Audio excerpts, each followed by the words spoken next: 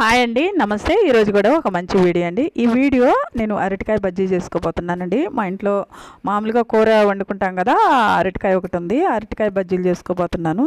ఈ అరటికాయ బజ్జీ మా ఊరు సైడు చాలా ఫేమస్ అండి. ఎందుకంటే పెళ్ళిళ్ళలో కానీ, ఈ చిన్న చిన్న ఫంక్షన్లు కానీ, ఒక పెళ్ళిళ్ళలో కానీ ఏ ఫంక్షన్ అయినా సరే ఫస్ట్ అరటికాయ బజ్జీ కంపల్సరీగా ఉంటుంది. ఎందుకంటే అది అందరూ చేస్తారు కాబట్టి అలా చేస్తుంటారు, అది అలవాటు అయిపోయింది. నేను ఇక్కడ అరటికాయ బజ్జీకి శనగపిండి తీసుకున్నాను, కొద్దిగా ఒక కప్పు తీసుకున్నానండి.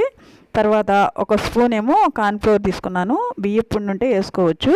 తర్వాత చిన్న స్పూన్తో అల్లం పేస్టు, ఒక అర టీ స్పూన్ కారం, అర టీ స్పూన్ పసుపు, ఒక స్పూన్ వరకు వాము వేసుకొని, ఒక అర టీ స్పూను సాల్ట్ కూడా వేసుకొని చక్కగా కలిపి పిండి పక్కన పెట్టుకున్నాను. ఇదైతే నానద్దండి కొంచెం.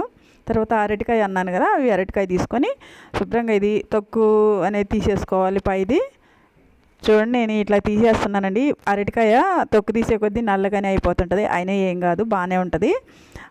నేను ఇట్లా పొట్టంతా తీసేసాను, పైన తీసేసి ఒక గిన్నెలో నీళ్లు పోసుకుని ఒక గ్లాసు, దాంట్లో సాల్ట్ వేసుకొని ఆ సాల్ట్లో ఈ ముక్కలు అనేవి కట్ చేసేసుకోవాలి. చూడండి, నేను సన్నగా కోసుకుంటున్నానండి. సన్నగా ఇట్లా మిరపకాయలాగా సన్నగా కట్ చేసేసుకోవాలి ముక్కలు. ఇలా చేసుకుంటేనే బజ్జీలకు బాగుంటాయి. సన్నగా కొయ్యాలి, ఇంకా పల్స్గా కొయ్యాలి. ఎందుకంటే శనగపిండి కాలే లోపల అరటికాయ కూడా ఉడకాలి కాబట్టి మనం ఇట్లా పల్స్గా చేసుకోవాలి. నేను ముందు ఆ పొట్టు తీసి పెట్టినా నల్లగా అయింది. మళ్ళీ నేను పైనుంచి ఆ నలుపంతా తీసేసి ఇప్పుడు కట్ చేస్తున్నాను.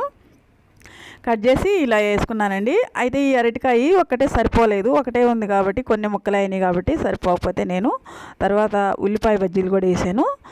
ఇప్పుడైతే కట్ చేయడం అయిపోయిందండి. అయిపోయినాక ఇప్పుడు ఆయిల్ అయితే ముందే వేడి చేసి పెట్టాను కాబట్టి ఆయిల్ కాగింది. తర్వాత మీడియంలో పెట్టుకొని స్టవ్ మాడిపోకుండా ఇలా ఒక్కొక్క ముక్క ముంచేసి ఆ శనగపిండిలో ఇలా వేసుకున్నాను. చూడండి, మిరపకాయ బజ్జీలాగా బాగా వస్తాయండి, చాలా బాగుంటాయి, రుచిగా కూడా ఉంటాయి. పిల్లలు అయితే ఇష్టంగా తింటారు, ఎందుకంటే లోపల కారం ఉండదు కాబట్టి, అరటికాయ మెత్తగా ఉంటుంది కాబట్టి ఇష్టపడతారు.